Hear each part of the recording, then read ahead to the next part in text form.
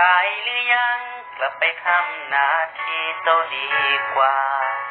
เลือกเขาแล้วก็บ่ต้องหัวตาคิดเสียว่าเสียมาไปโตนึงไอ้เคยดึงรักในมือนั้นแต่ว่ามันก็บ่มีค่าไอ้ต้องเจ็บต้องเสียทั้งน้ำตากับคำว่าเฮาเลิกกันพอแต่มือนี้มาถามอ้ายสำบายดีบ่อยากขอเว้าน้ำจักคำ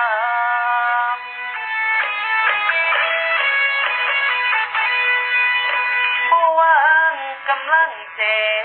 บบ่วางกำลังเศร้าบ่วางกำลังเหงาย้อนเจ้าบ่แม่นสิคนที่ถูกทิ่มมาคิดว่ามันสิอยู่ดีเก็บเอาความหวังดี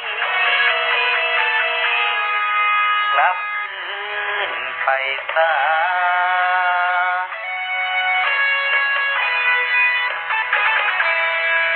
บ่ต้องห่วงดอกว่าไอ้สิเจ็บหลายดีสำใดยังหายใจเสมอนี้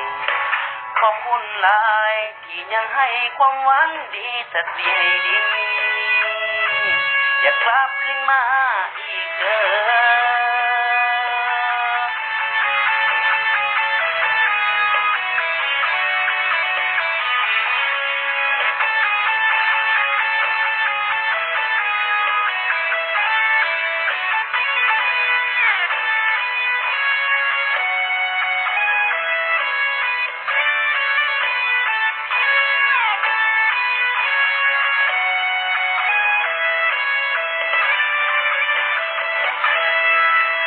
เคยดึงรักในมือนั้นแต่ว่ามันก็บ่มีค่าอ้ายต้องเจ็บต้องเสียทั้งน้ำตากับคำว่าเฮาเลิกกันพอแต่มือนี้มาถามอ้ายสำบายดีบ่อยากขอเว้าน้ำจักคำ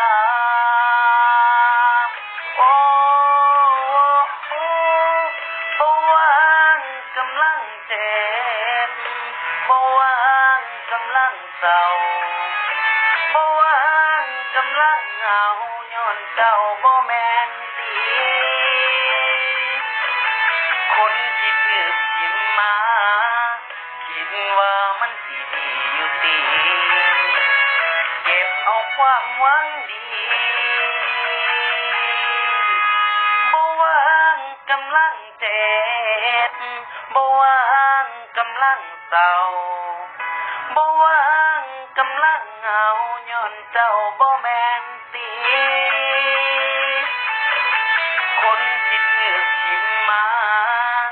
คิดว่ามันสิดีอยู่ติเก็บเอาความหวังดีกลับคืนไปซะ